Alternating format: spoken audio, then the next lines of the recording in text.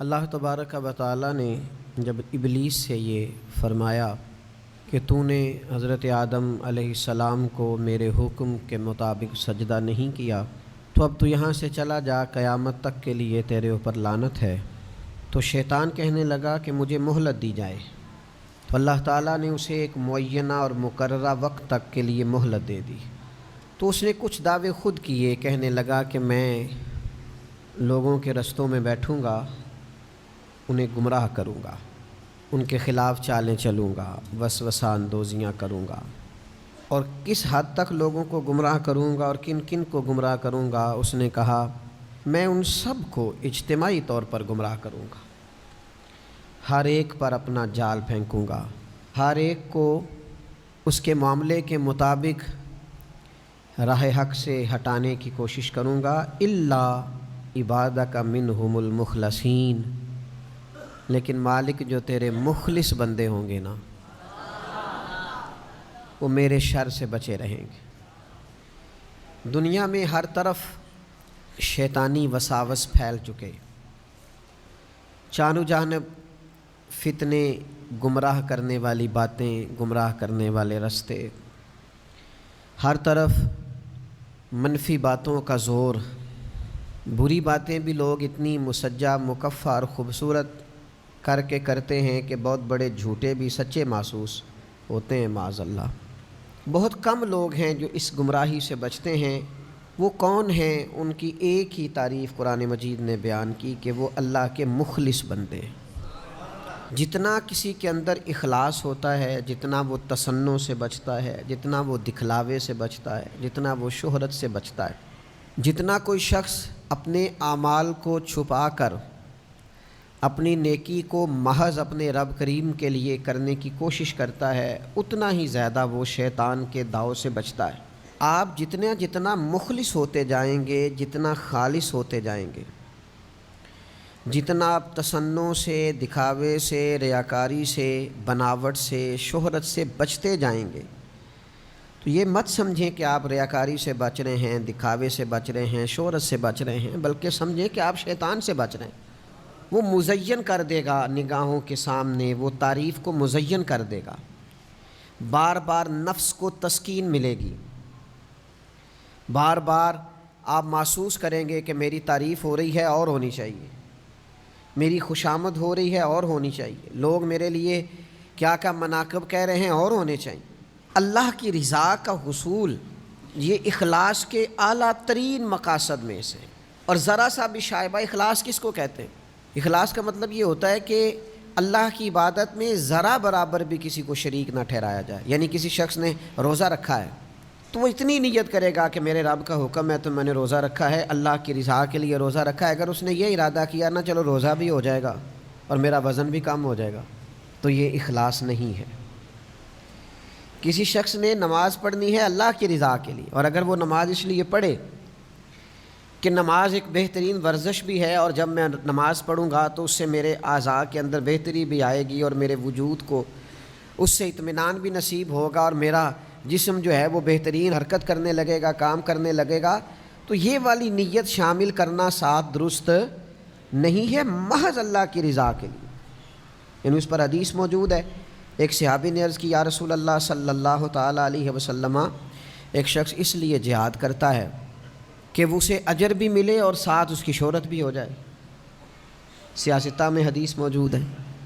تو نبی پاک علیہ السلام نے فرمایا، اچھا یہ آپ اس حدیث کے لفظوں پر غور کریں، وہ عرض کرتے ہیں کہ محض شہرت کی نیت نہیں، اس کی نیت یہ ہے کہ جہاد بھی کر لوں اور شہرت بھی ہو جائے، یعنی دونوں نیتیں ہیں۔ اللہ کی رضا کی نیت بھی ہے لیکن ساتھ تھوڑی بہت شہرت کی نیت بھی۔ یا رسول اللہ اجر ملے گا؟ تو اللہ کے رسول نے دو ٹوک لفظوں میں فرمایا اس بندے کو کوئی اجر نہیں ملے گا۔ پھر عرض کی دوسری دفعہ یا رسول اللہ نیت جہاد کی بھی ہے لیکن ساتھ اس کا خیال ہے کہ مشہور بھی ہو جاؤں، تو کریم فرمانے لگے اسے کوئی اجر نہیں ملے گا۔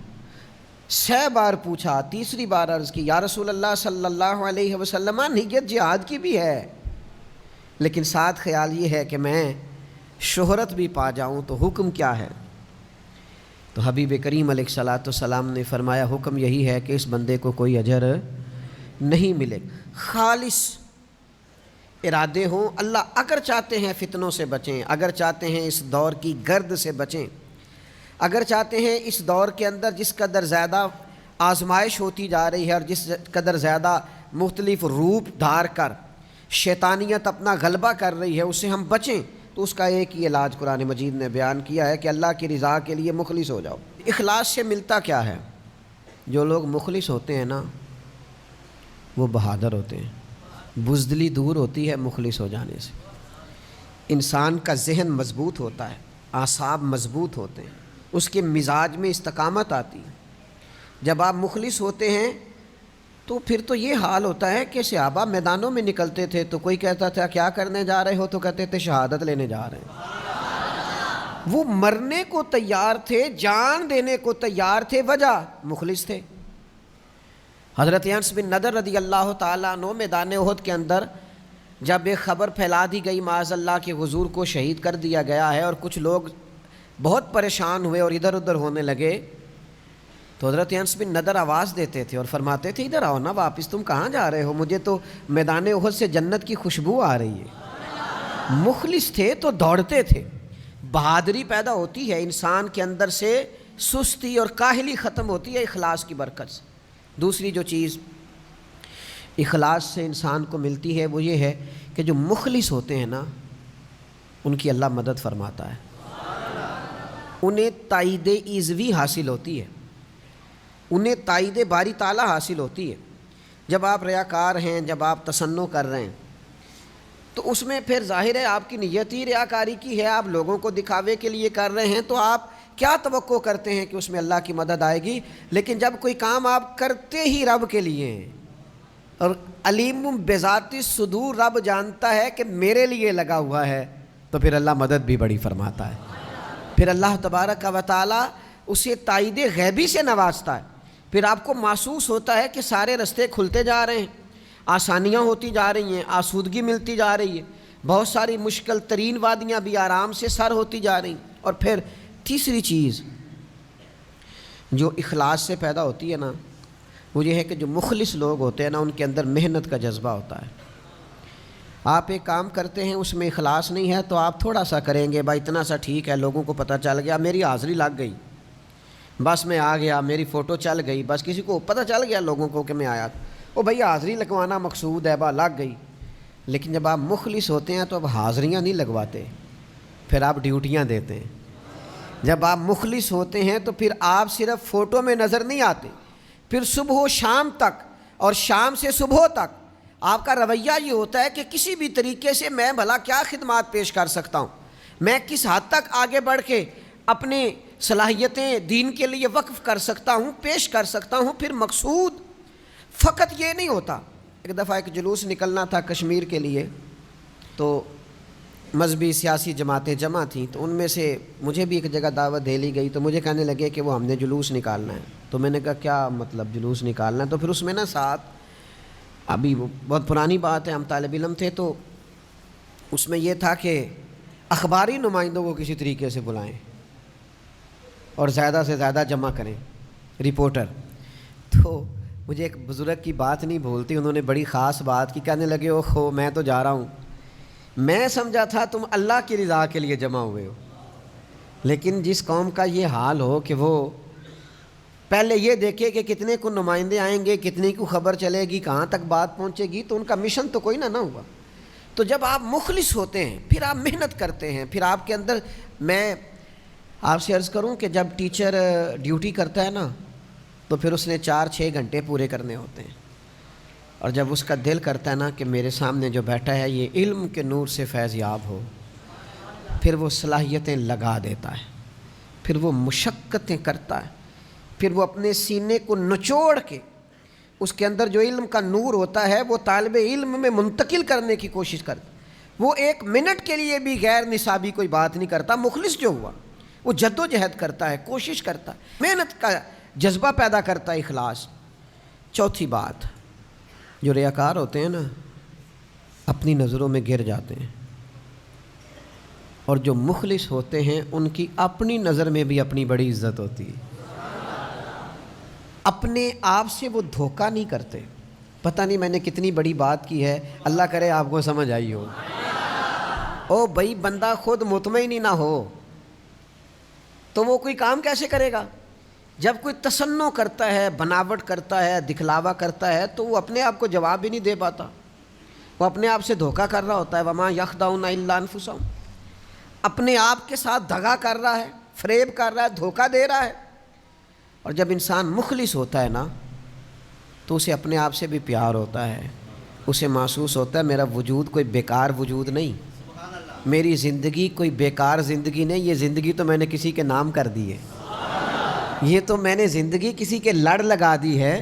اسے اپنے آپ سے پیار ہونے لگتا ہے جب وہ مخلص ہوتا ہے، اپنی نظر میں اس کی عزت ہوتی ہے، اسے پھر اپنی صلاحیت سے پیار ہوتا ہے، وہ پھر ضمیر کا قیدی نہیں ہوتا، اسے پھر لگتا ہے کہ وہ میں کسی کام لگ گیا ہوں، کوئی ڈیوٹی اللہ نے مجھ سے لینی شروع کر دی۔ پانچویں بات، ریاکاری جھوٹ ہے، اخلاص سچ ہے۔ ریاکاری ناانصافی ہے، اخلاص انصاف ہے۔ ریاکاری چٹیل اور گمراہ کرنے والا رستہ ہے اور اخلاص اعتدال کا رستہ ہے۔ وہ ایک خوبصورت راہ ہے، جس راہ پر انسان چلتا ہے تو رستہ بظاہر ٹوٹا پھوٹا بھی ہو لیکن اسے تھکاوٹ محسوس نہیں ہوتی، وہ چلتا چلا جاتا ہے۔ اخلاص نعمت ہے، سعادت ہے، عدل ہے، برکت ہے، ٹھنڈک ہے، نور ہے۔ رب رسول کی مدد کا نام اخلاص ہے۔ اور پھر چھٹی بات، ریاکاری نا بے چینی بڑی پیدا کرتی ہے۔ جن کو تعریف کرانے کا شوق ہوتا ہے، میں نے دیکھا ہے وہ بیچارے منتیں کر رہے ہوتے ہیں کوئی تھوڑی تعریف ہو جائے نا میری۔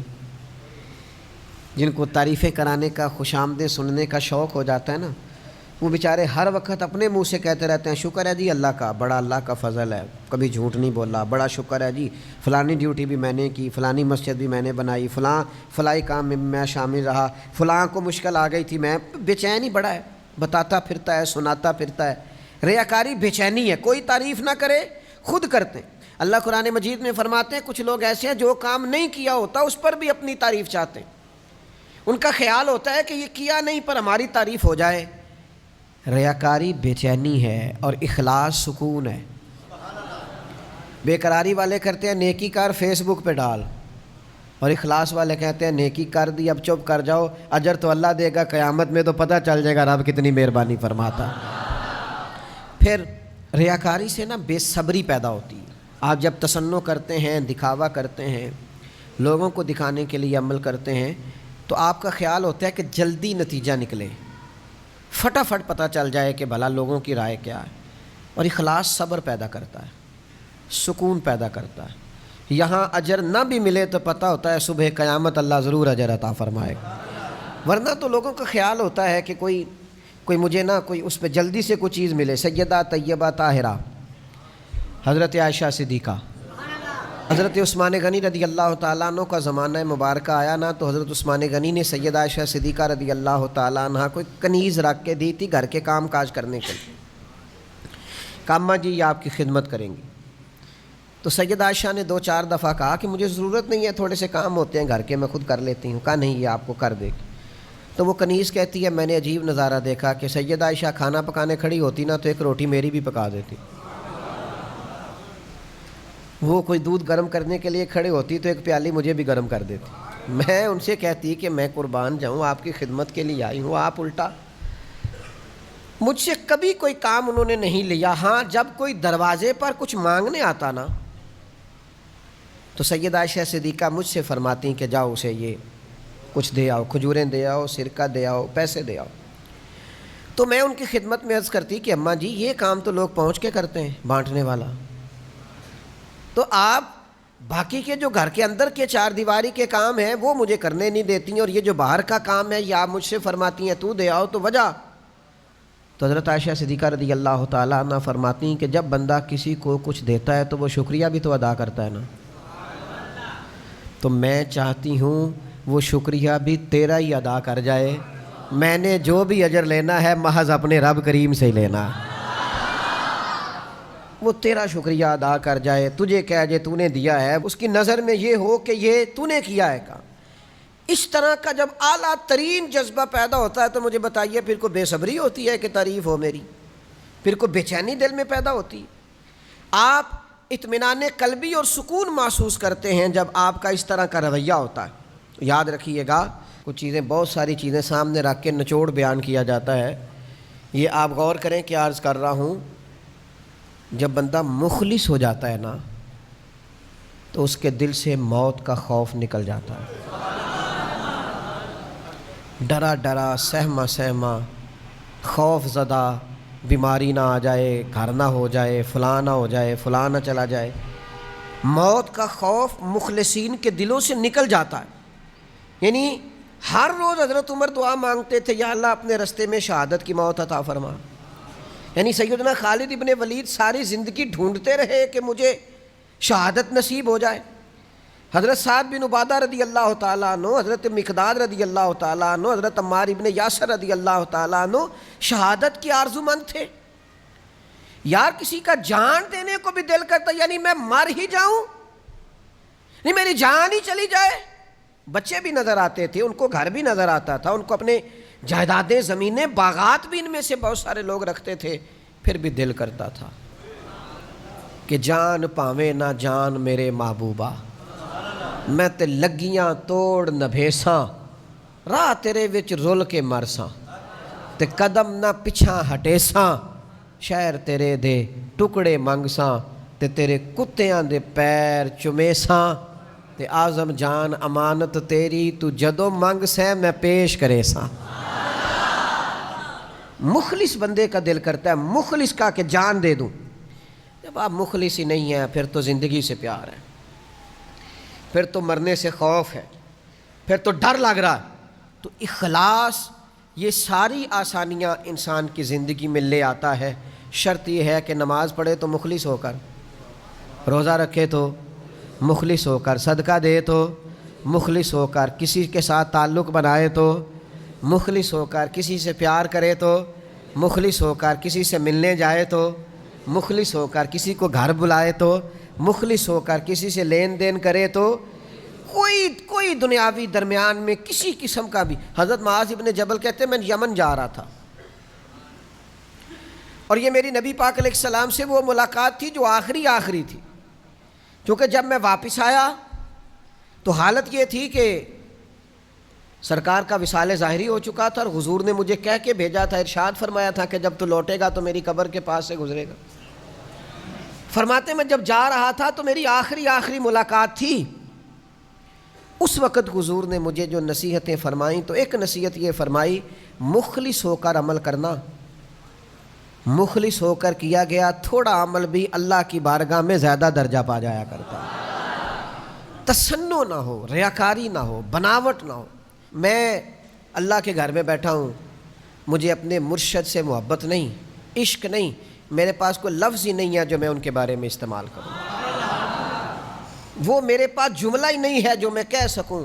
میں کیسے کسی کو بتاؤں کہ میں ان کے جو گلی سے گزرنے والے بچے تھے اور جوان تھے اور مسافر تھے وہ بھی بھلے لگتے تھے کہ محبوب کی گلی سے گزرتے۔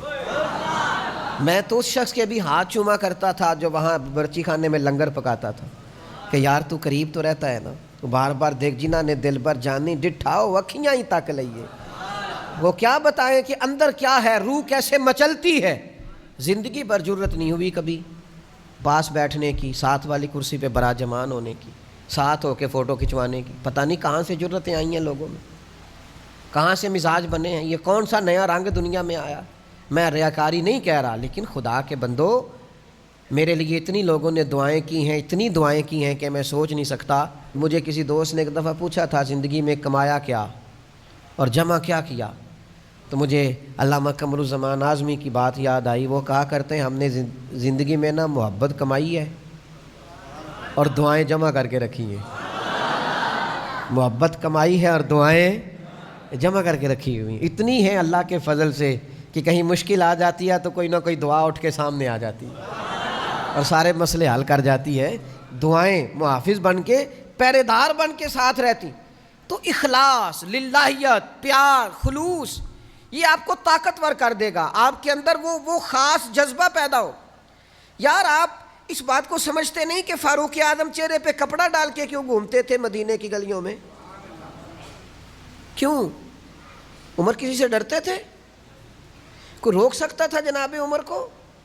کپڑا اس لیے ڈال کے چلتے تھے کہ وہ دکھانا نہیں چاہتے تھے میں مدینے کی گلیوں میں حضور کی امت کا دھیان رکھنے کے لیے نکلا ہوں، وہ بتانا نہیں چاہتے تھے۔ وہ حضرت ابوبکر صدیق جس بوڑھی مائی کا گھر میں جا کے کام کر کے آتے تھے، اس کا تو بچہ ہی کوئی نہیں تھا، تو ووٹ کہاں سے ہونا تھا؟ اس کے تو گھر میں کھانے کو روٹی نہیں تھی، تو اس نے دینا کیا تھا؟ لیکن وہ اخلاص تھا نا کہ امیر المومنین سحری کے وقت اٹھتے تھے اور تہجد پڑھنے سے پہلے بوڑھی کے گھر میں جھاڑو دے کے آتے تھے۔ سچ بتاؤ، دیا جا سکتا ہے؟ آج یہ کام ہوتا ہے؟ اتنی ہمت ہے کسی کے پاس کہ وہ کسی بوڑھی بیمار اور نابینا عورت کے گھر میں جا کے جھاڑو دے، اس کے برتن دھوئے، اس کے لیے پانی بھر کے لائے؟ یہاں تو لوگ ایک نیکی کرتے ہیں تو کہتے ہیں ابھی تک فیس بک پہ کیوں نہیں آئی، ابھی تک جناب وہ واٹس ایپ گروپوں میں شیئر کیوں نہیں ہوئی، ابھی تک فلاں مقام پہ کیوں نہیں گئی؟ تو اخلاص بہت بڑی نعمت، اخلاص کو کبھی نہ چھوڑیں۔ نبی پاک صلی اللہ تعالیٰ علیہ وسلم نے فرمایا، یہ حدیث پاک آپ نے بھولنی نہیں، حضور فرماتے ہیں جو شخص اس حال میں دنیا سے رخصت ہوا نا کہ وہ اللہ تعالیٰ کے لیے اخلاص پر تھا، اللہ کی عبادت میں کسی کو شریک نہیں ٹھہراتا تھا، نماز پڑھتا تھا، زکوٰۃ دیتا تھا اور مخلص تھا، وہ اس حال میں دنیا سے گیا، تو سمجھو جب وہ رب کے حضور حاضر ہوگا تو اللہ تعالیٰ اسے راضی ہوگا، وہ اپنے رب کو راضی پائے گا۔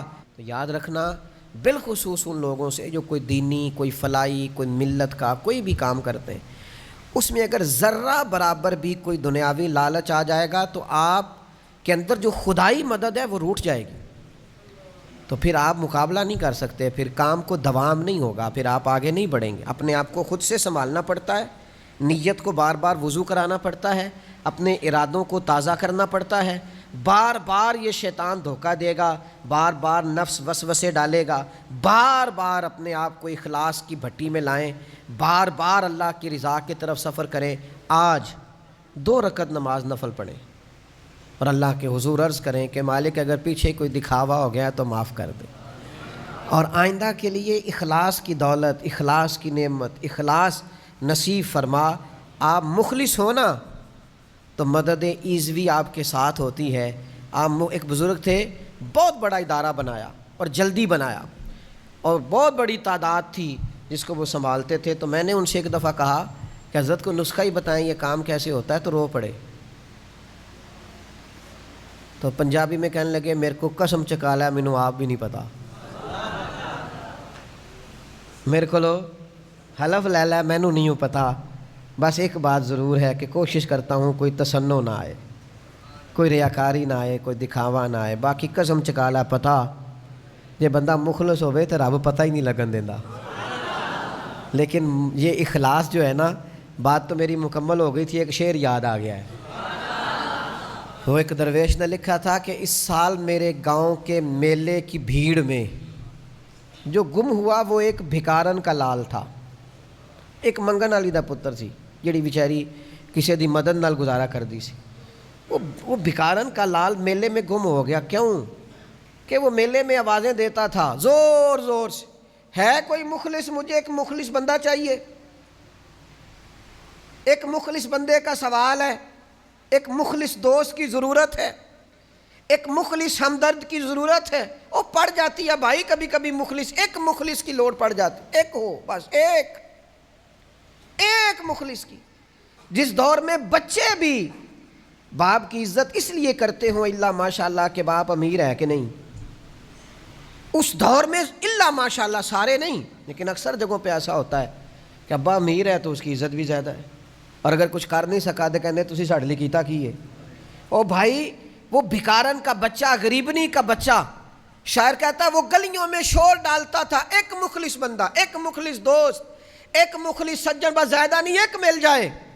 اس کی تڑپ دیکھو، وہ کہتا ہے اس سال میرے گاؤں کے میلے کی بھیڑ میں جو گم ہوا وہ ایک بھکارن کا لال تھا۔ اس درویش کو تلاش تھی متاع خلوص کی، مخلوق چپ رہی کہ یہ مشکل سوال تھا، مخلوق چپ رہی کہ یہ۔ میں آپ کو ایک بات بتاؤں اپنی، مجھ سے کچھ شخص پوچھے نا کہ آپ نے زندگی میں تھوڑا بہت جو کام کیا ہے، جو کامیابیاں کی ہیں، تو وجہ کیا ہے؟ تو میرے پاس ایک ہی جواب ہے، میرے دوست مخلص ہیں، بس اس کے علاوہ کچھ نہیں۔ میرے ساتھ والے مخلص ہیں۔ جن کو سجن مخلص مل جائیں ان کے پاس خزانے ہی خزانے ہیں، ان کے پاس خزانے دولتیں ہی دولتیں ہیں۔ جن کو لوگ مخلص مل گئے وہ بچ گئے، وہ تر گئے۔ اخلاص پیدا کریں، ہر طرف آپ کرم کی برکھا برستی دیکھیں گے۔